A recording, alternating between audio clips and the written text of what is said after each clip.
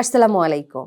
সবার একটা সাধারণ প্রশ্ন থাকে, ব্যথা পেলে গরম পানির ছেঁক দিব নাকি ঠান্ডা পানির ছেঁক দিব? প্রশ্নটা খুবই স্বাভাবিক। এই প্রশ্নটা উত্তর আজকে আমরা এই ভিডিওতে জানবো। আগে জানতে হবে ব্যথাটার সময় কত সময় ধরে আমার শরীরে আছে। সচরাচর দেখা যায় ব্যথা যদি আপনার ৪৮ ঘন্টা পর্যন্ত থাকে, সেই ক্ষেত্রে ৪৮ থেকে ৭২ ঘন্টা পর্যন্ত থাকলে সেই ক্ষেত্রে আমরা বলি আপনি ঠান্ডা পানির ছেঁক দিবেন। কারণ হঠাৎ করে ব্যথা পেলেন কিংবা আঘাতজনিত সমস্যা, পেশিতে টান খেলো, সেই ক্ষেত্রে ঠান্ডা ছেঁক খুব ভালো কাজ করে। এটাতে যেটা হয় যে আপনার যে স্নায়ুগুলো উত্তেজিত ছিল সেগুলো ঠান্ডা হবে এবং প্রদাহ ওইটা কমে যাবে। ব্যথা যদি পুরনো হয়, ১ থেকে ২ সপ্তাহের বেশি হয়, সেই ক্ষেত্রে আমরা গরম পানির ছেঁক দিব।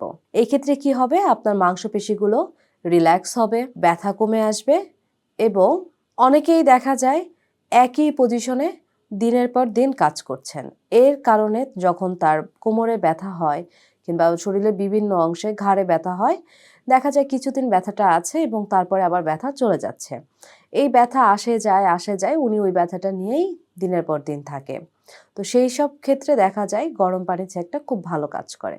কিন্তু আমাদের সতর্ক থাকতে হবে, যাদের নার্ভজনিত সমস্যা আছে, ঝিনঝিন ভাব কিংবা জ্বালা পোড়া, যাদের ডায়াবেটিস আছে, যাদের কিনা আপনার সেন্সেশন অনেক কম, অর্থাৎ আপনি গরম পানির ছেঁক দিচ্ছেন নাকি ঠান্ডা পানির সেটা তারা বুঝতে পারছে না। দেখা যায় অনেক তাপমাত্রাও শরীরে নিয়ে নিচ্ছে কিন্তু সে বুঝতে পারছে না। সেই ক্ষেত্রে তাদের বেলায় আমরা গরম কিংবা ঠান্ডা পানির ছেঁকটা খুব সতর্কতার সাথে দিব।